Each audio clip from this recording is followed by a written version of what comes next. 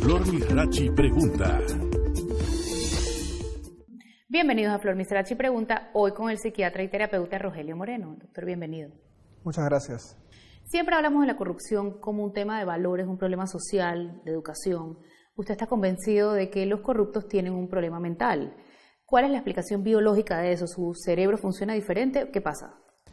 Es una muy buena pregunta y es correcto. Hay muchos estudios que afortunadamente hoy en día tenemos. Podemos investigar cómo funcionan sus mentes y sí, tienen un cerebro que funciona diferente al de los que no son corruptos. Tienen una incapacidad para poder responder emocionalmente a lo que sus actos generan en los demás. ¿En qué se diferencia un corrupto de los demás enfermos mentales? Bueno, hay todo tipo de enfermos mentales, ciertamente, pero mayormente los enfermos mentales, ellos mismos padecen los problemas que tienen.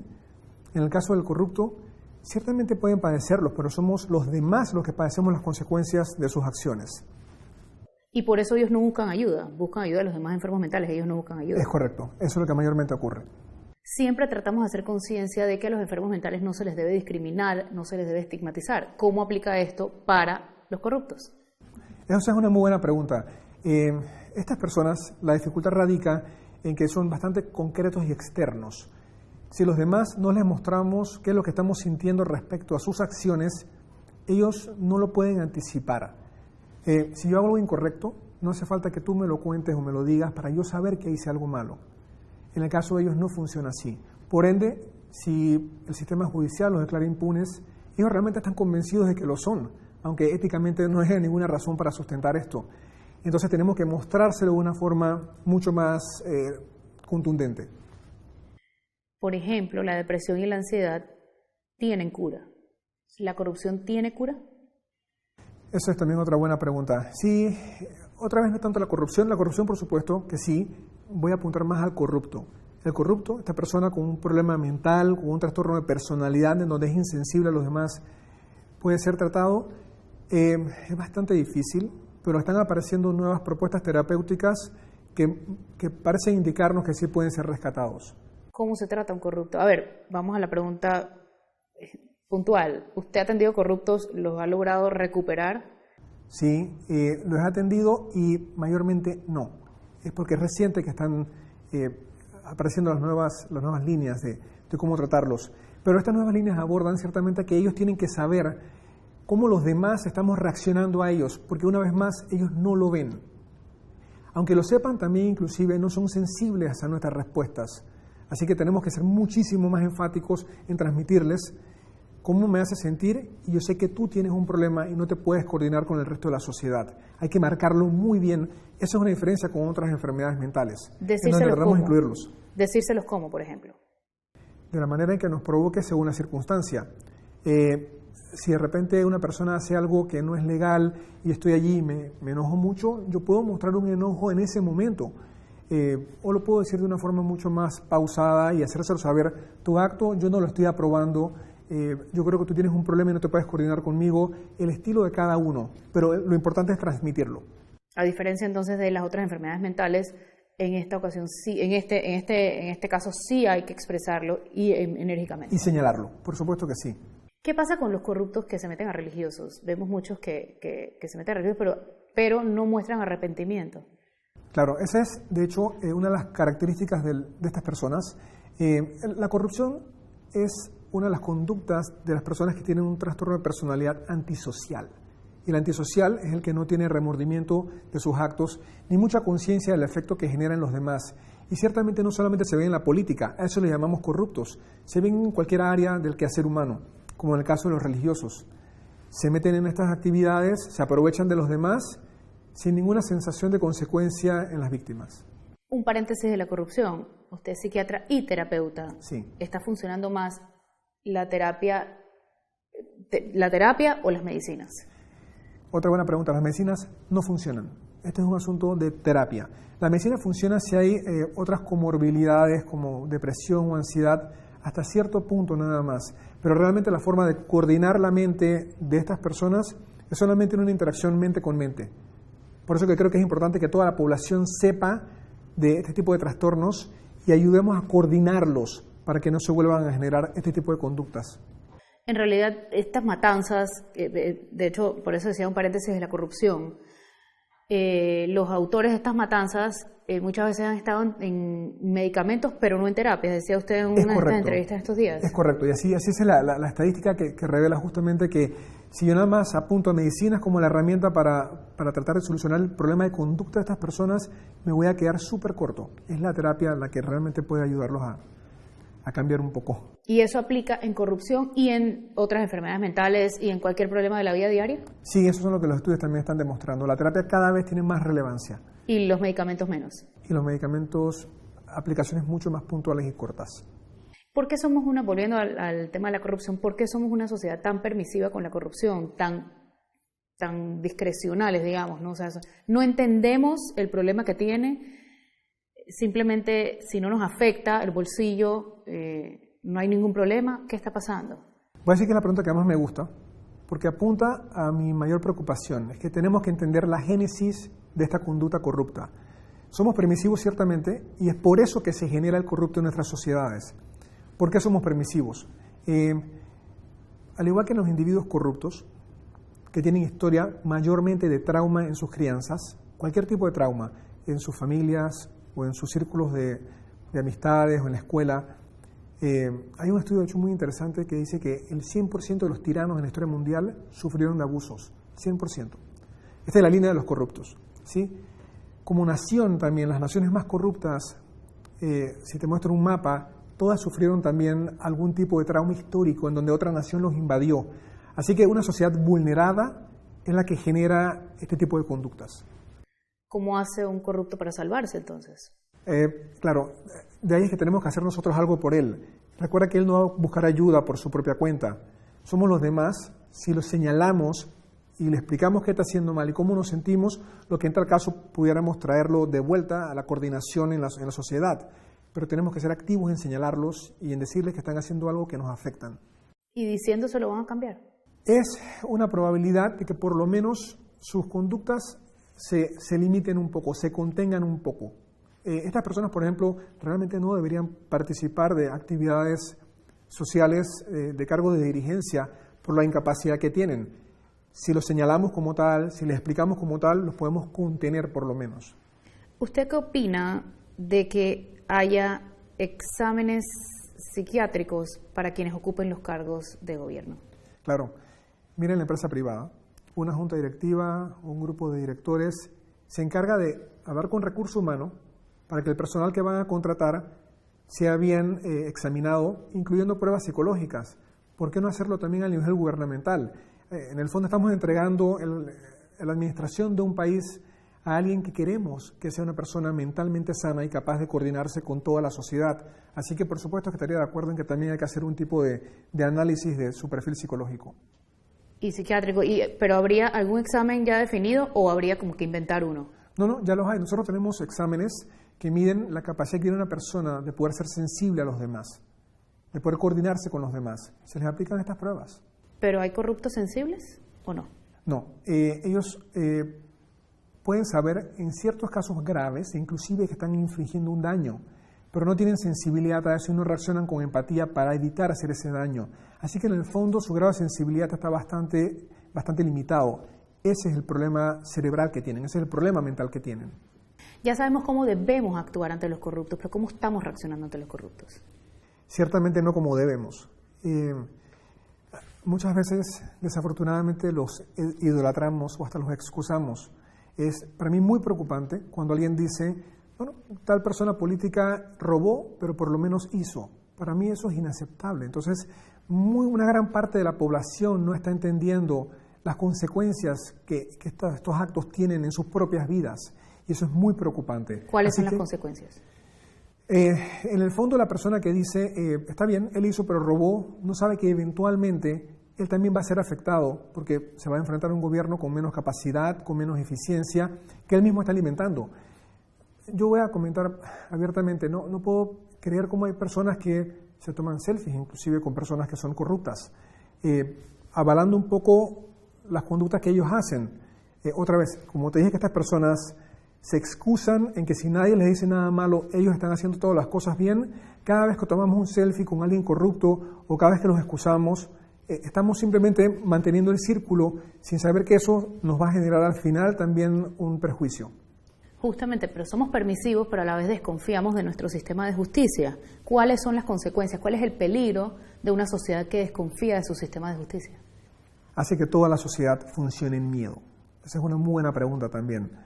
El corrupto violenta tanto el sistema, lo perjudica tanto, que cuando se pierde la confianza en una sociedad, cada quien empieza a funcionar bajo temores y en ese momento cada quien empieza a funcionar velando por su propia seguridad y nos desconectamos unos de otros. Esto es lo que este tipo de personas generan. Muchas de estas personas que se toman selfies o excusan a los corruptos, en el fondo algunos pueden ser tan corruptos como ellos, pero yo creo que la mayoría de las personas, más bien, estamos resguardándonos bajo el corrupto para que no nos haga daño y estamos jugando el mismo tipo de líneas que ellos plantean simplemente para sobrevivir. Pero esto no es la mejor forma en cómo funciona una sociedad. Ahí perdemos la capacidad de cooperar y de cuidarnos todos. Entonces no los enfrentamos a veces por miedo a consecuencias.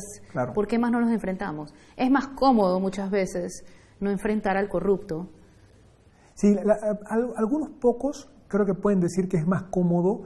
Yo me quedo quieto, soy autónomo, no me está pasando nada, pero creo que muchísimos otros lo hacen es por miedo. Si yo me sumo a la corriente y juego el mismo juego que ellos están planteando, a lo mejor tengo algún beneficio. Así que es más que quedarme cómodo. Yo creo que es más bien miedo y la necesidad de sobrevivir. Claro, o que no te afecte un negocio de repente, por supuesto, o a algún familiar nombrado. Claro. Es un país donde hay muchísima gente nombrada en gobierno, por ejemplo. Por supuesto. Ese es el beneficio que ellos obtienen. Así que por miedo me sumo a la propuesta, pero en el fondo todos estamos perdiendo, porque estamos viviendo y estamos manteniendo todavía un mundo de desconfianza. Vamos a un cambio comercial y usted no se vaya. Esto es Flor Mizrachi Pregunta, hoy con el terapeuta y psiquiatra Rogelio Moreno. El tema es corrupción, problema mental.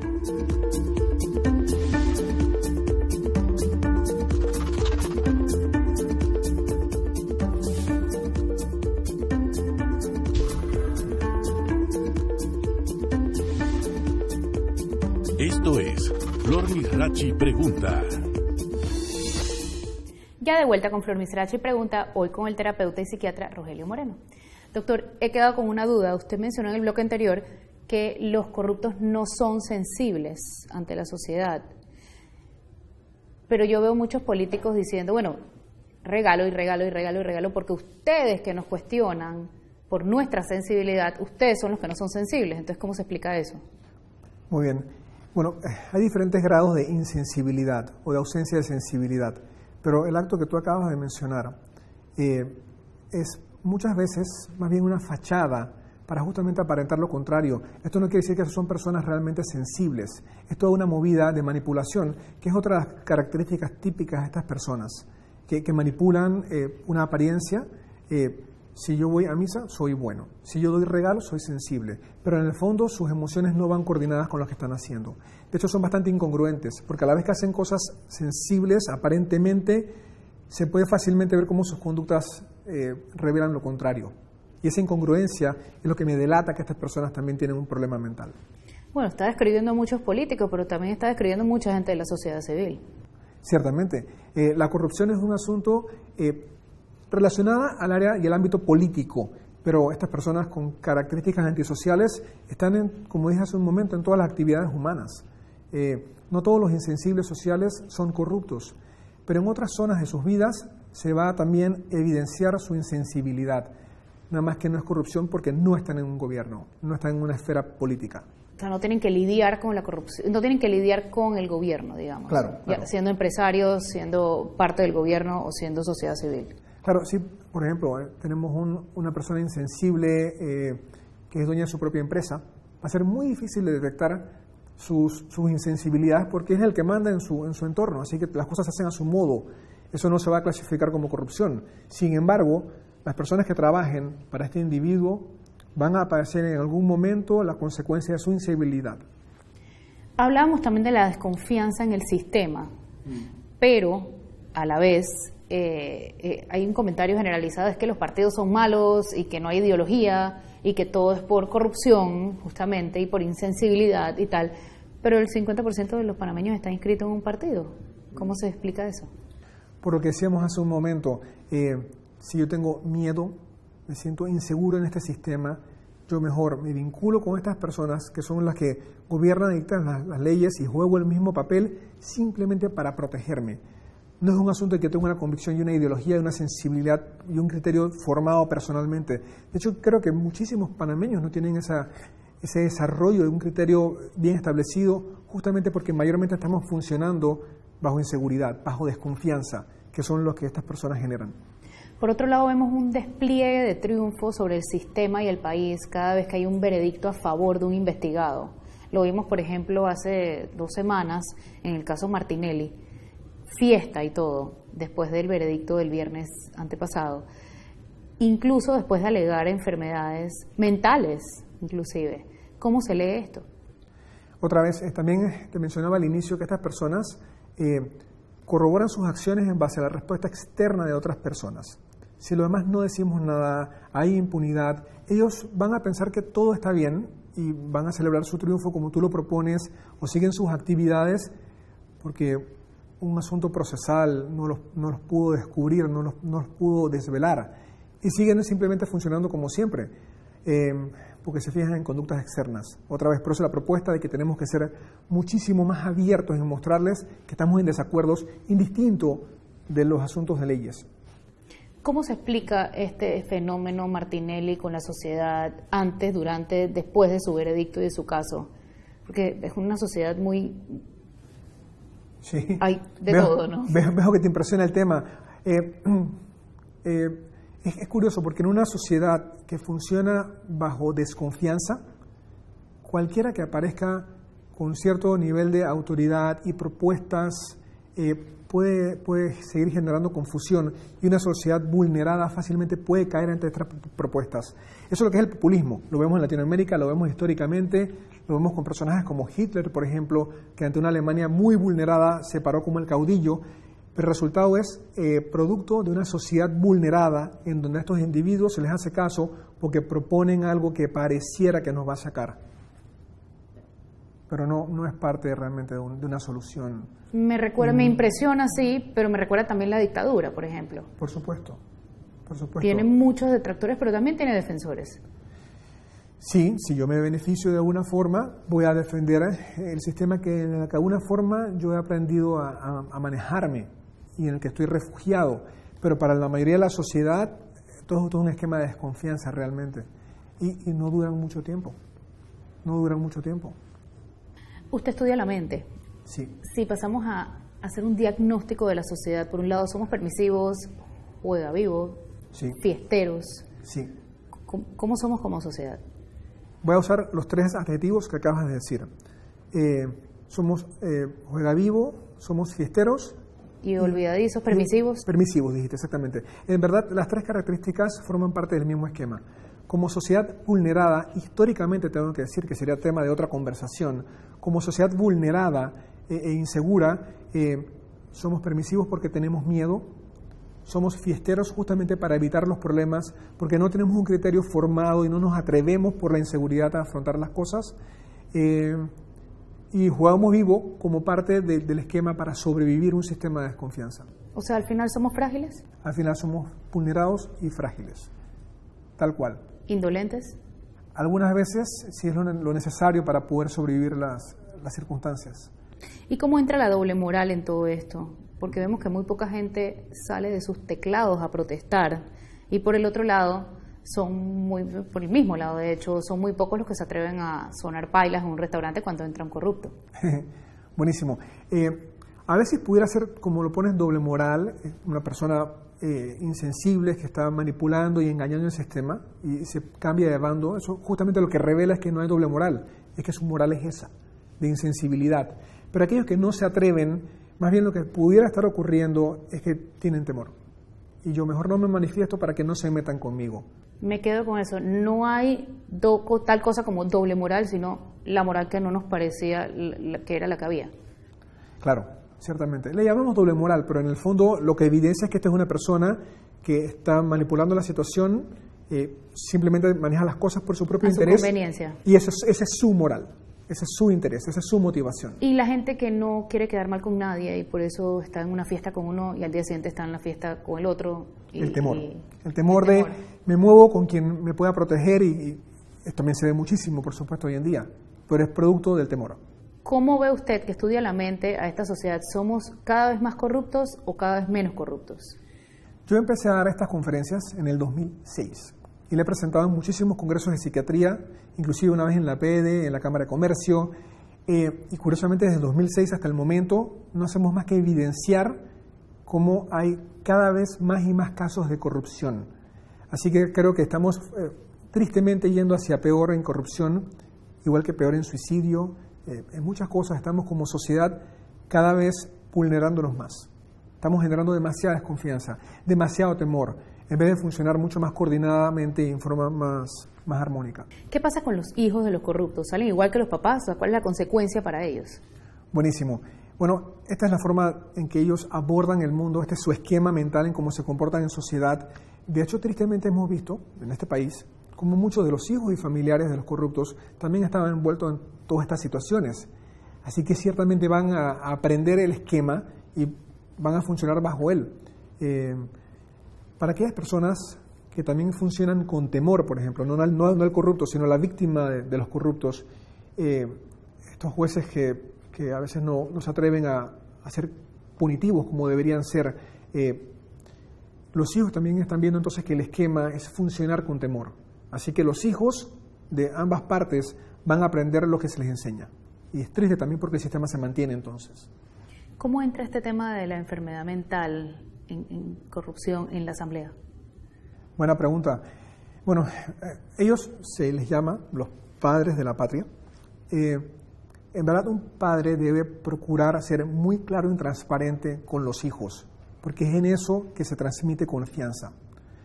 Si yo veo diputados que con frecuencia cambian de bando político, eso ya me hace dudar de cuál es su ideología. Lo que me hace pensar es que no la tienen, que tienen algún otro interés. Si lo que hacen es ejercer votos secretos y tener movidas que yo no puedo leer, por supuesto que me hace dudar muchísimo de ellos. Así que este cuerpo de personas creo que está desafortunadamente generando muchísima desconfianza en el electorado, que somos los supuestos hijos.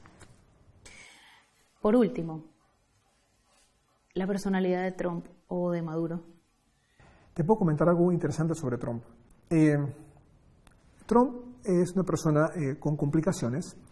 Creo que no es tan peligroso como otros, porque la sociedad lo contiene, pero hay un grupo de psiquiatras que va a sacar en octubre un libro porque sienten también que es su deber empezar a denunciar este tipo de personalidades porque no son beneficiosas. Nosotros los psiquiatras y terapeutas tenemos que tener un aporte muchísimo más activo en señalar a aquellas personas que no son beneficiosas para el bien común. Y en octubre va a salir un libro de un grupo de psiquiatras muy valientes, analizando la personalidad de Trump a distancia. Valientes porque podrían tener consecuencias. Es correcto, pero sienten que tienen que hacerlo. Muchísimas gracias, doctor.